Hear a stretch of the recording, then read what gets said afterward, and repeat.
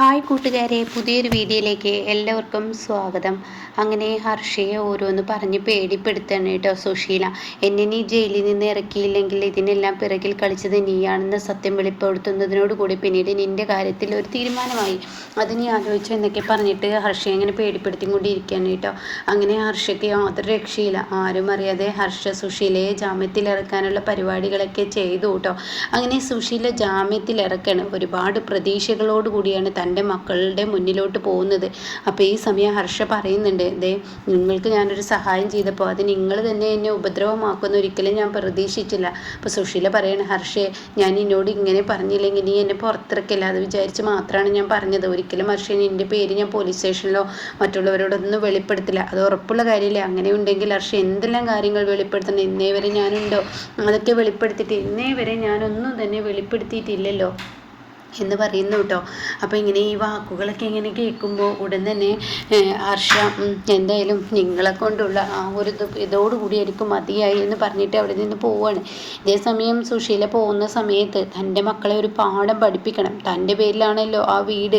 അപ്പോൾ അതുകൊണ്ട് തന്നെ തനിക്ക് ആ ഒരു ഇത് വെച്ചിട്ട് സുശീല എന്തായാലും തൻ്റെ മക്കളെ എല്ലാവരെയും ഒരു പാഠം പഠിപ്പിക്കുമെന്ന ഒരു ദേഷ്യത്തോട് കൂടിയിട്ടാണ് കേട്ടോ വരുന്നത്. അപ്പോൾ ഈ സമയം പോലീസ് സ്റ്റേഷനിൽ നിന്ന് വിളി വന്നിരിക്കുകയാണ്. ഈ പറയുന്ന ഇന്ദ്രൻ കേട്ടോ, ആരോ ഏതോ ഒരു സ്ത്രീ വന്നിട്ട് നിങ്ങളുടെ അമ്മയെ പുറത്തിറക്കിയിട്ടുണ്ട് എന്നുള്ള ആ വിളി കേട്ടോ. അത് കേൾക്കുന്ന എല്ലാവരും അവരുടെ ചർച്ചയായി തുടങ്ങുന്നുണ്ട്. എന്നാൽ സോനയ്ക്കാണെങ്കിൽ മനസ്സിൻ്റെ ഉള്ളിൽ വല്ലാത്തൊരു സന്തോഷം. കാരണം തൻ്റെ അമ്മ ചെയ്ത് തെറ്റ് തന്നെയാണ്, പക്ഷേ എങ്കിലും കൂടി പെറ്റമ്മയല്ലേ, ഒരിക്കലും പെറ്റമ്മ പോലീസ് സ്റ്റേഷനിൽ കിടക്കാൻ ആഗ്രഹിക്കുന്നില്ല. അതുകൊണ്ട് തന്നെ അതിങ്ങനെ ചിന്തിക്കുകയാണ് കേട്ടോ. അപ്പോൾ സോനയോട് പറയണേ, എടി നീ നിൻ്റെ അമ്മയെ ഇവിടെ വന്ന രണ്ട് കൈ എന്നിട്ട് സ്വീകരിക്കാമെന്ന് നീ കരുതുന്നുണ്ടെങ്കിൽ ഒരിക്കലും ഈ ക്ഷാമത്തിന് സമ്മതിക്കില്ല. അത് നീ മനസ്സിലാക്കിയാൽ നിനക്ക് നന്ന്. എൻ്റെ കുഞ്ഞും അതുപോലെ തന്നെ എൻ്റെ ഭാര്യയും എങ്ങനെ ജീവിക്കണമെന്ന് ഇനി തീരുമാനിക്കുന്നത് ഈ ക്ഷാമാണ്. അങ്ങനെ പറയുന്നുണ്ട് കേട്ടോ. ഇതേ സമയം പരസ്പരം എല്ലാവരും ഈ ഒരു ചർച്ചയാണ്. എന്നാൽ ഇന്ദ്രനൊന്നും മിണ്ടുന്നില്ല, സത്യനൊന്നും മിണ്ടുന്നില്ല. എല്ലാവരും ഈ ഒരു കാര്യങ്ങൾ പറയുകയാണ്.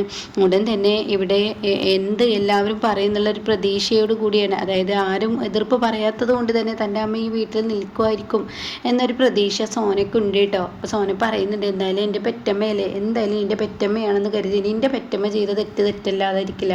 അനുചേച്ചി ചെയ്തെന്ന് പറഞ്ഞ് നീ എന്തെല്ലാം കാട്ടിക്കൂട്ടിയതാണ്. അപ്പോൾ അതുകൊണ്ട് അത് തെറ്റല്ലാതിരിക്കില്ല. അവർക്ക് കിട്ടേണ്ട ശിക്ഷ അതുപോലും പുറത്ത് ഇറക്കി കൊണ്ടുവന്നു. പക്ഷേ അവർക്ക് ജയിലിനുള്ളിൽ കിടക്കുമ്പോൾ ഒരിക്കലും സമയത്തിന് ഭക്ഷണം കിട്ടി അങ്ങനെയൊക്കെ അവർക്ക് അതൊരു ശിക്ഷയാവില്ല. പക്ഷെ അതിലും വലിയൊരു ശിക്ഷ അവർക്ക് ഇവിടെ എല്ലാവരും കൊടുക്കണമെന്ന് പറയാം കേട്ടോ. പക്ഷെ അമ്മേട്ടൻ എന്തിനാ ഇങ്ങനെ ഓരോന്ന് പറയുന്നത്, നീ ഒന്നും മിണ്ടാതിരിക്കട്ടെ എന്ന് പറയട്ടെ. അപ്പോഴാണ് സുശീല ഗേറ്റ് കടന്ന് വരുന്നത്. സുശീലയാണെങ്കിലോ ഗേറ്റ് കടന്ന് വരുമ്പോൾ തന്നെ സുശീല ഒന്ന് പേടിക്കുന്നുണ്ട്. പക്ഷേ തൻ്റെ ഉള്ളിലുള്ള ഭയം ഉള്ളിൽ നിർത്തുകയാണ്. എന്നിട്ട് സുശീലയാണെങ്കിൽ ആ പഴയ സുശീലയാവാണ്. അങ്ങനെ സുശീല ദോഷത്തോടു കൂടി അകത്തോട്ട് കയറി വരുമ്പോൾ മക്കൾ ആരും തന്നെ തൻ്റെ മുന്നിലോട്ട് വരുന്നില്ല കേട്ടോ. അപ്പോൾ ഈ സമയം, ഇന്ദ്ര ഞാൻ നിന്നിൽ നിന്നും ഇത്രയും പ്രതീക്ഷിച്ചില്ല. സത്യ നിങ്ങളെ പ്രസവിച്ച ഈ അമ്മയല്ലേ, ഈ അമ്മയ്ക്ക് നിങ്ങൾക്ക് ജാമ്യം എടുത്തു തരാനോ എന്നെ രക്ഷിക്കാനോ നിങ്ങൾക്ക് കഴിഞ്ഞില്ലല്ലേ. ഇനി ഈ അമ്മ വേണ്ട. ഈ അമ്മ ഇപ്പം കാണിച്ചു തരാം. ഞാൻ മണ്ണെണ്ണ ഒഴിച്ച് നിങ്ങളുടെ മുന്നിൽ തീ കൊളുത്തി മരിക്കുന്നത് കാണാമെന്ന് പറയാനേട്ടാ.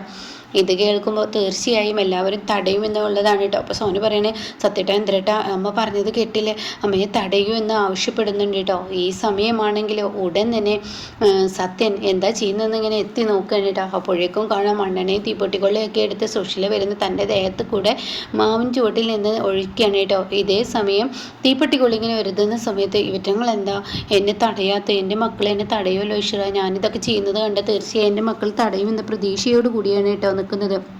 അപ്പോൾ ഈ സമയം ഇന്ദ്രനാണെങ്കിൽ സത്യ എന്ന് പറഞ്ഞ് വിളിക്കാൻ കേട്ടോ. അപ്പോൾ എന്താ ഇന്ദ്രേട്ടാ?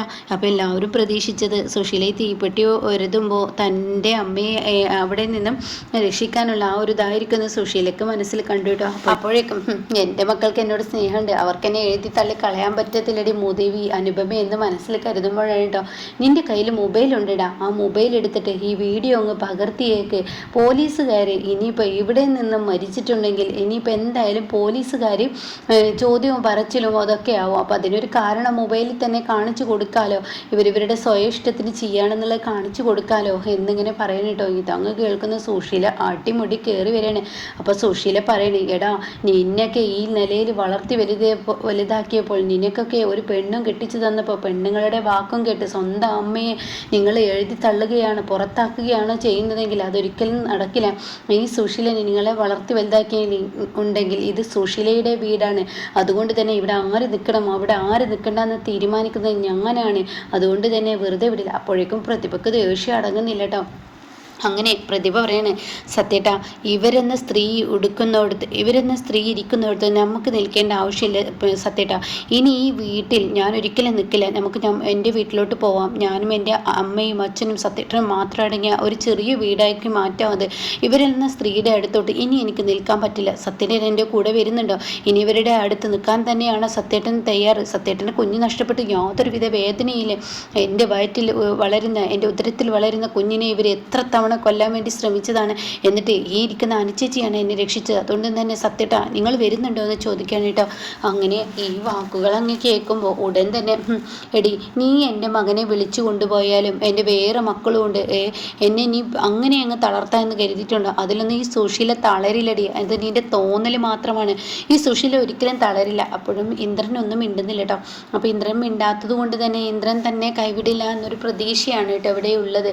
അപ്പോൾ ഉടൻ തന്നെ പ്രതിഭ പറയണേ, അതെ നിങ്ങളൊരു വയസ്സായ ഒരു സ്ത്രീ എന്ന ആ ഒരു പരിഗണന കൊണ്ട് മാത്രമാണ് നിങ്ങളുടെ കരണത്തെ ഞാൻ കാർക്കിച്ച് തുപ്പാത്തത്. കാരണം നിങ്ങളെപ്പോലെ ഒരു വൃത്തികെട്ട സ്ത്രീ ഈ ലോകത്ത് തന്നെ ഉണ്ടാവില്ല, എവിടെയും ഉണ്ടാവില്ല. അപൂർവമായ ഒരു റെയർ പീസാണ് നിങ്ങൾ. അതുകൊണ്ടാണല്ലോ ഇത്രയും ദുഷ്ടത്തരങ്ങൾ നിങ്ങൾ ചെയ്യുന്നത്. എൻ്റെ കുഞ്ഞിനെ ആദ്യം നിങ്ങൾ മന്ത്രവാദം ചെയ്ത് ഒരു ലേഹം കൊണ്ടുവന്ന് നിങ്ങൾ അന്നും ആ ഹർഷ എന്ന് പറയുന്ന വൃത്തികെട്ട സ്ത്രീയെയും കൂട്ടുപിടിച്ച് എൻ്റെ കുഞ്ഞിനെ കളയാൻ നോക്കി. അന്ന് ഈ അനുചേച്ചിയാണ് ആ സത്യങ്ങൾ തെളിയിച്ചത്. അത് കഴിഞ്ഞ് ഇപ്പോൾ ആരും അറിയാതെ നിങ്ങൾ ഇവിടെയൊക്കെ ഓരോന്ന് കാട്ടിക്കൂട്ടാൻ എൻ്റെ കുഞ്ഞിനെ നിങ്ങൾ മനഃപൂർവ്വം കൊന്നതാണ്. അത് കേട്ട ഉടനെ സത്യ ഇവള് പറയുന്നത് കേട്ടില്ലടാ, ഞാൻ മനഃപൂർവ്വം അല്ലടാ, ഞാൻ ഇതാണ് ചെയ്തത്. അപ്പം സത്യം പറയാൻ നിങ്ങൾ മിണ്ടരുത്. നിങ്ങളെന്ന സ്ത്രീയുടെ നേർക്ക് സംസാരിക്കുന്നത് പോലെ എനിക്ക് അറപ്പും വെറുപ്പുമാണ്. ഞാൻ ഒരുപാട് നിങ്ങളെ കൊണ്ട് ഞാൻ സഹിച്ചിട്ടുണ്ട്, ഒരുപാട് ഞാൻ ക്ഷമിച്ചിട്ടുണ്ട്. എന്നെ നിങ്ങൾ എന്നും ദ്രോഹിച്ചിട്ടേ ഉള്ളൂ. ഒരു ദിവസം പോലും നിങ്ങൾ എനിക്ക് സ്വസ്ഥതയും സമാധാനവും തന്നിട്ടില്ല. ഇപ്പം എൻ്റെ കുഞ്ഞിനെയും നിങ്ങളങ്ങ് കളഞ്ഞു. അതുകൊണ്ട് തന്നെ ദൈവം നിങ്ങൾക്ക് വെക്കുന്ന ശിക്ഷ നിങ്ങളുടെ മക്കളൊന്നും നിങ്ങളിൽ ഇല്ലാതെ നിങ്ങളിങ്ങനെ അലഞ്ഞു തിരിഞ്ഞ് നടക്കുന്ന ആ ഒരു രംഗമായിരിക്കും ഇനി നിങ്ങളിൽ ഉണ്ടാവാൻ പോകുന്നതെന്ന് പറയട്ടെ. എടാ നീ നിൻ്റെ പെണ്ണിൻ്റെ വാക്കും കേട്ട് അവളുടെ അച്ചുവീട്ടിൽ പോയി പുറത്ത് കഴിഞ്ഞാൽ 1-2 ദിവസം ആ സുധൻ നിന്നെ പോറ്റിയുണ്ടാക്കും. പിന്നീട് സുധൻ നിന്നെ അവിടുന്ന് കറിവേപ്പില പോലെ വലിച്ചോരും. പിന്നെ നിനക്ക് എവിടുന്നാണ് അവിടെ നിൽക്കാൻ പറ്റുക? നീ ഒരു വീട് എടുക്കുമോ?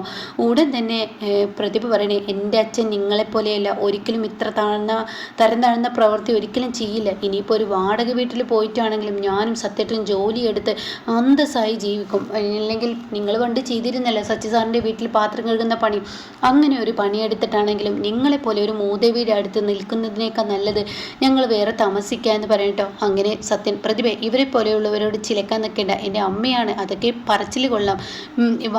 വാക്കിൻ്റെ അർത്ഥം അറിയാത്ത ഇവരെ അമ്മയെന്ന് വിളിച്ചതിൽ എനിക്ക് തന്നെ കുറ്റബോധം തോന്നുന്നു. ഇങ്ങനെയൊരു സ്ത്രീ എവിടെയെങ്കിലും ഉണ്ടാവുമെന്ന് പറയാം.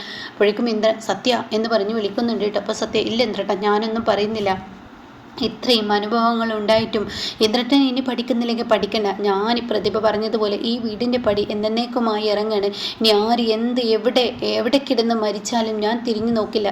ഇന്ദ്രട്ടന് വേണമെങ്കിൽ എന്നെ വിളിക്കാം, പക്ഷേ ഈ വീട്ടിൽ ഞാൻ ഇനി കാലുകുത്തില്ല. ഇവരുള്ളിടത്തോളം ഞാൻ ഈ വീട്ടിൽ കാലുകുത്തില്ല എന്ന് പറയുമ്പോൾ സുശീല ആകെ പേടിച്ചു പോവാണ് കേട്ടോ. സുശീല നടുങ്ങാണ്.